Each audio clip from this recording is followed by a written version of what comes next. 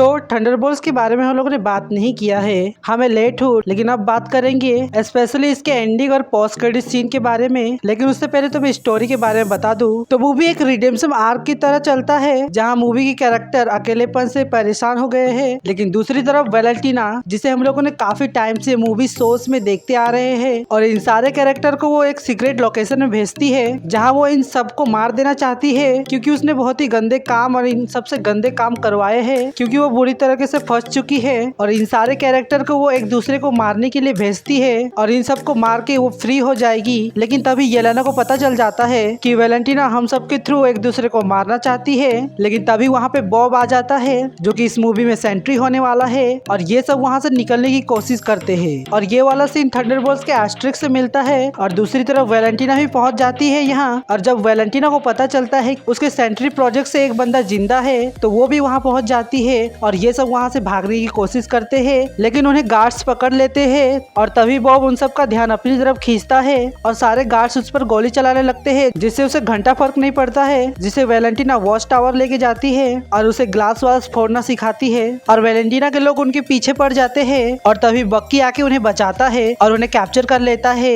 लेकिन तभी वैलेंटीना के असिस्टेंट मैल बक्की को फोन करता है कि वैलेंटीना बॉब को अपना पावर्स यूज करने सिखा रही है, और तभी वो लोग वॉच टावर आके नीचे के गार्ड्स को मार देते हैं और जाते हैं वैलेंटीना के पास। तभी बॉब उनके सामने आ जाता है सेंट्री के रोल में, और यहाँ पे जो सेंट्री की पावर्स दिखाई है वो काफी अमेजिंग है। और थंडरबोल्ट वर्सेस सेंट्री, और सेंट्री उन्हें इतनी गंदी तरीके से धोता है, वो लोग यहाँ से भाग जाते हैं। लेकिन वैलेंटीना सेंट्री से कहती है कि उन्हें मार दो, और सेंट्री बोलता है कि उनसे मुझे खतरा नहीं है, तो मैं नहीं मारूंगा उन्हें। और तभी वैलेंटीना का गला पकड़ लेती है सेंट्री, लेकिन तभी मैल आके किलिंग स्विच दबा देती है। उसके बाद सेंट्री बेहोश या मर जाता है, और उस पर वॉइड कंट्रोल कर लेता है, और पूरे शहर को अपने डार्कनेस में बदलने लगता है। लेकिन येलेना वॉइड के अंदर चली जाती है और अपने डार्क पास्ट से बच के बॉब से मिलती है, और येलेना किसी तरह उसे कंफर्म करके यहाँ से जाने के लिए कहती है। और तभी ये सारे कैरेक्टर वॉइड के अंदर पहुंच जाते हैं, लेकिन वॉइड एक जगह पे इंतजार कर रहा होता है इनका, और बॉब से बोलता है कि तुम हमेशा अकेले रहोगे। लेकिन येलेना कहती है ऐसा बिल्कुल नहीं है, तुम हमारे साथ हो। लेकिन वॉइड इन सबको एक जगह बांध देता है और बॉब से लड़ने लगता है, लेकिन वॉइड उससे फिर से कंट्रोल करने लगता है।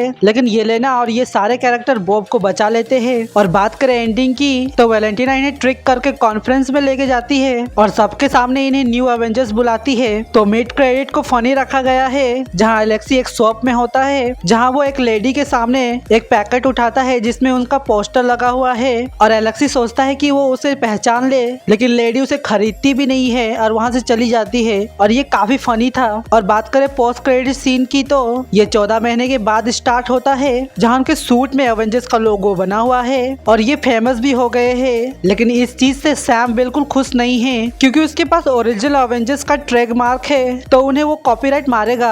और बकी ने भी सैम से बात किया था, लेकिन उसने भी उसका बात नहीं सुना। लेकिन येलेना भी स्पेस अनामलिस का ज्ञान मारती है, जो कि नो वे होम या द मार्वल्स के रियलिटी को ब्रेक करने वाला से मतलब हो। लेकिन तभी ये लोग देखते हैं कि अर्थ के एटमॉस्फेयर पे दूसरे डायमेंशन का शिप एंटर कर रहा है, और उस शिप पे 4 बना हुआ है, जो कि जुलाई में आने वाला फैंटास्टिक 4 का शिप है। और यहाँ फैंटास्टिक 4 के थीम सॉन्ग को भी बजाया गया था। तो क्या बता दिया गया है कि फैंटास्टिक 4 और 616 में आने वाले हैं। तो तुम्हें क्या लगता है? और दूसरे वीडियो में इस पोस्ट क्रेडिट सीन को डिटेल में समझेंगे, और अगर आपको जानना है तो सब्सक्राइब करो। चलो फिर मिलते हैं, बाय।